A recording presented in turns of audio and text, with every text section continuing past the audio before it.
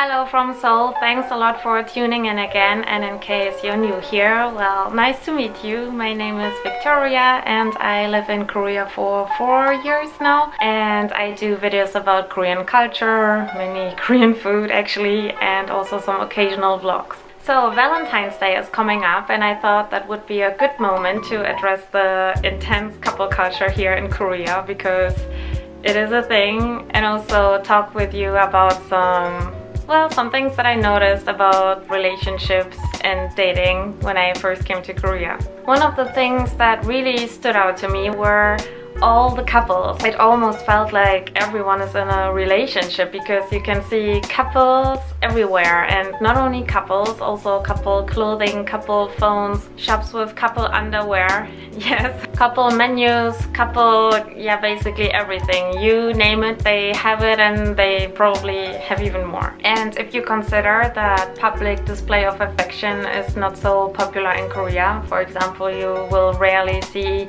any couples kissing in public, maybe holding hands, but usually not more like that, then it actually makes sense that the couples want to show that they belong together in some other way. You can backtrack the idea of couple clothing in Korea a few decades back, because it used to be that way, that when a couple married, then they also changed their traditional clothing. But at some point people didn't want to wear the traditional Korean clothes anymore, but they still wanted to show that they are newlyweds and married, so they started to wear color coordinated or matching clothes instead. And today, especially couples in their early stages of a relationship started to adapt this. I don't know how it's in Western culture in general, but in Germany, when you see people wearing a couple outfit, then you would immediately think, this one person made the other person wear that, and this one person doesn't have to say anything in the relationship. But it's not like that at all in Korea. It's actually considered cute. Also, small disclaimer, everything that I'm mentioning here, it's something that I experienced or something that my friends experienced while studying here, so it's not necessarily super representative for all Korea, and just take it with a little grain of salt. My impression is that here in Korea, people or society in general expects you more to be in a relationship. So when you meet new people, they would often ask, yeah, of course, where are you from? Are you an English teacher here? And then, are you in a relationship? And if you say no, then it's like, why? Yeah, why? Why not? I don't have to be in a relationship. And for them, it seemed like it's something problematic. Are you weird? So that made me think a little bit. But then again, you see couples at cafes that take pictures together, and then they just sit there for an hour and everyone is on their phone and they don't talk to each other at all. And then, yeah, you know, I don't want to judge too much. Let's just leave it like that.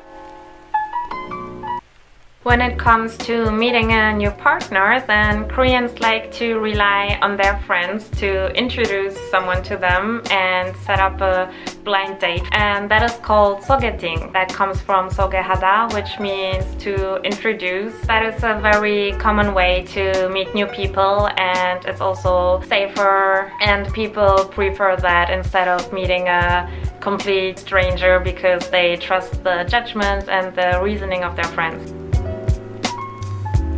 Okay, let's talk about dating. So recently I read this survey that was saying that 78% of men and 79% of women expect the man to pay for the date. I think that's surprising, but it also tells you a lot about the society. And you could say that's not feminist and whatnot, but if you consider the really big pay gap that we unfortunately have here in Korea, then it's actually quite understandable. That's also why many people decide not to date at all, because it's so expensive and they can't afford it, and I think it's really sad. Another thing that I notice is the attitude that people have towards dates. So in Western countries, we would always dress like we don't care too much, and we try to look effortless, when in fact we thought a lot about what we're gonna wear. Whereas in Korea, people really glam up for the date, and you can tell that they put a lot of effort into their looks. The next thing is probably what shocked me the most. You probably heard about the 3-day rule, right? So if the date was nice, then you don't want to text the person immediately and you will wait for approximately 3 days. But here in Korea, it's not 3 days, it's 3 seconds. You start texting at the moment you lose eye contact with the other person, and the communication goes on non-stop. You would get messages like, did you get up? Did you have breakfast? Did you go to university? Did you finish your class? Did you have lunch? You get the gist, right? I thought, man, that seems desperate. But it's just a different way of showing that they care about you and that they are interested. Yeah, many of my friends experienced that while they were dating here. And if you think, oh my god, I want to date in Korea, but I can't keep up with that. Yeah, neither can I. Don't worry, of course, not everyone is like that. Another thing that is very different is how people handle meeting the parents. So in Western culture, we would meet the parents casually at some point, but here in Korea, you only meet them when you're just about to get married.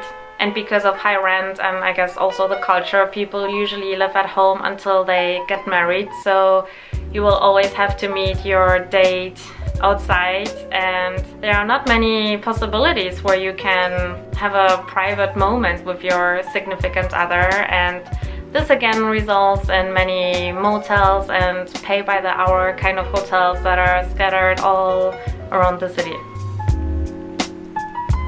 When it comes to celebrating love holidays, then in Korea it doesn't stop with just Valentine's Day. No. Here we have a love dedicated holiday every 14th of the month. It starts with January 14th, which is Diary Day. So on that day you would exchange a diary with your significant other. Then we have Valentine's Day this week, and that's actually a day in Korea where usually men get presents from women. The name Valentine's Day, by the way, originates from the Saint Valentine of Rome, who was marrying soldiers, even though it was forbidden at that time, and he got executed for it eventually. Then 1 month later, on March 14th, we have White Day, and on that day the women get presents from men, and here the men are supposed to give back to the woman at least 3 times worth the amount of what they got. And here we have it again, the pressure from society. Poor guys. Then the next day is actually a day for singles. It's on April 14th and it's called Black Day, and on that day people would dress up in black because it's the color of mourning, and they would eat jjajangmyeon, which are noodles with a black bean sauce. Then on May 14th is Rose Day, also known as Yellow Day, and you probably already guessed it. On that day, couples will wear yellow and gift each other roses. And singles will eat curry to spice up their love life, which is kinda ironic if you consider how spicy Korean food is anyway. June 14th is Kiss Day, and on that day many shops will have promotions for kiss related items like breath mints or lipstick, lip balm, that kind of stuff. July 14th is Silver Day, a day where you would exchange some couple rings. Not to be mistaken with proposal rings. This kind of rings are called promise rings, which shows that you're very devoted and committed to each other, but it's not the proposal yet. Then on August 14th we have Green Day, and that day is dedicated to drinking soju, which is a Korean alcoholic beverage that comes in a green bottle. September 14th is Photo Day or Music Day, and this is funny because you could think that every day in Korea is Photo Day, judging by all the people taking selfies always, everywhere, all the time. But on that day, some photo booths will have special promotions for couple shootings, so you can take pictures together and then go to another bang and sing afterwards. October 14th is Wine Day, a day where you can have a romantic candlelight dinner with a bottle or glass of wine, and of course that also applies for singles. Then on November 11th we have Pepero Day. Pepero is a very popular Korean snack, and it looks like a short chopstick, and it kind of represents the number 1, so when you put 4 of them besides each other, then it kind of looks like the date November 11th, you know, 11/11. And it's quite funny because in Germany on that day we would start celebrating Carnival, whereas in Korea it's Peppermint Day.